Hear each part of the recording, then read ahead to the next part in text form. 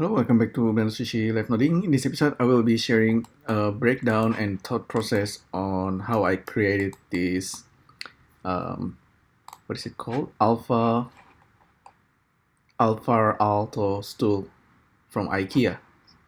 So this is an interesting stool. If you look at it, it's actually really quite simple and something that's kind of parametric or something that can be created procedurally.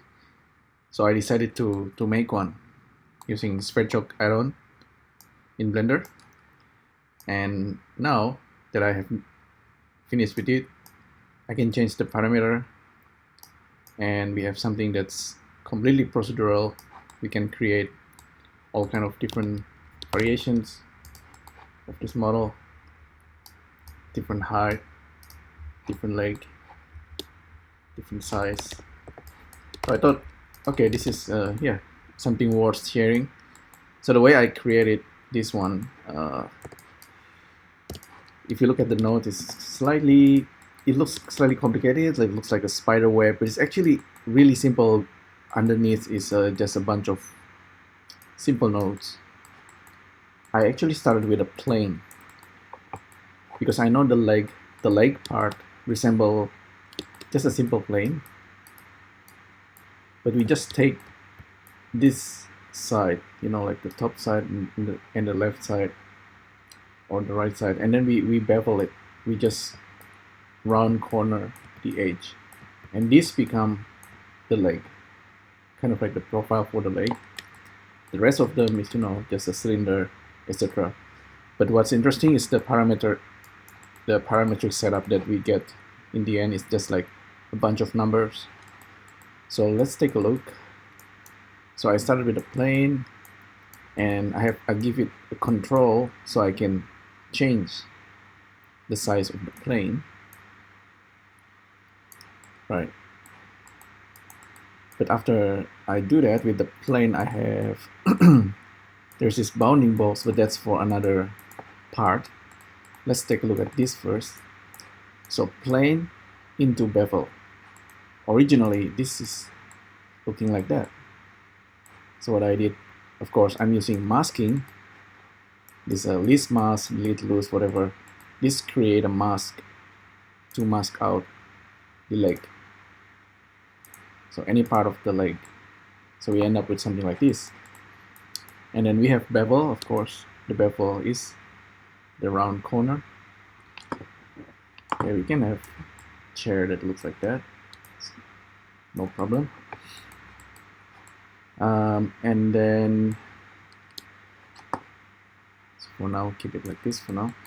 And then after I do that, I extrude the edge based on the matrix. This note, it's always kind of interesting for me. This is actually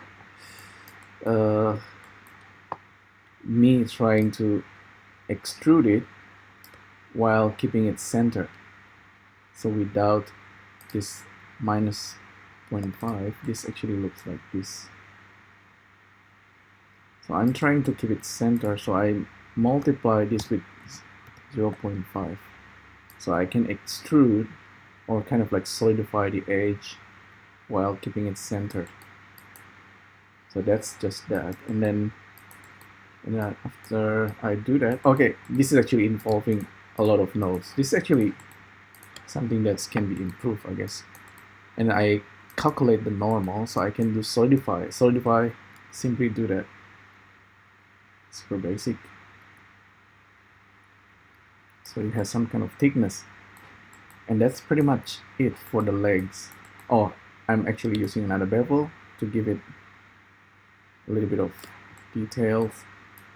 And then I use circle and, to get that kind of setup. Yeah, nice. We have spider stool. Up here is just a cylinder, but with the cylinder, there's all this bunch of nodes. What are those for? They are for keeping the stool, the cylinder, always on top of the legs. So I have bounding box. So from this plane, a single plane, I check the bounding box, get the size of it, and then I use that as the height for our stool, for the seat. So I'm using this just to get the matrix transform for the stool with the cylinder. So this guy really can be any shapes. I can scale the radius. Probably the most interesting is that we can change the thickness. The height is all also something that can be changed and controlled. Cool, right? And that's a bunch of nodes to create this. You might think, okay, that's a lot of work, right? Not really, but after you have this, you can further improve it and make changes. So you can have something like this. And this is just a variation from the earlier version. Let's see if I can. Okay, you can compare. These are the same. This is the original nodes, but I made a bit of changes here where I simply resample the leg, and after I resample the leg, I use noise displacement, randomize the leg. So I can randomize it in any shapes I want. So we have this slightly weird version of this stool, and I simply pop it out and it's the same thing. So the last part is really just extruding and solidifying this simple profile. This node stuff can be really improved, and so in a nutshell, it's really just make a seat shape, right? The circle, and in this case, I actually with the circle or with the cylinder, I use randomization so I can get this kind of random shapes. So when thinking with Sverchok and for any kind of furniture, start with the shape for the seat and then the leg, and then you can make thickness whatever, just like in this example.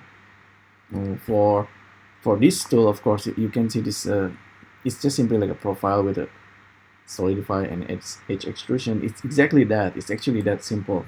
For other shapes, of course, it's a different kind of thinking, like this guy. Oops. Okay, all kind of furniture can be recreated. Oh, look at this. We made something like this before. So how to get back to this? This tool in particular is quite beautiful. It's so simple. You can, if you know how to work with wood, real wood, this is how you create it, and you can actually easily screw it on, build it. But anyway, it's probably copyright to IKEA, I don't know, but anyhow, it's quite interesting. Or this one, if you try to make something like this, it's more about the shader as well, procedural shader. I don't do that too much. This one, however, oh, okay, the one with the triangle shape is also quite nice, quite beautiful. This one has control over the profile, solidify, extrusions. This one is the same size. So this design is quite interesting, easy to make. Maybe you don't create exactly this, but it can be quite an inspiration. It's all sometimes, I don't know, furniture design is quite interesting. You can make all kind of design, like grease pencil, and then you just extrude it. That can be a chair or something. Anyway, that's a lot of talk. Thanks again for tuning in, and I'll see you next time. Thank you. Bye.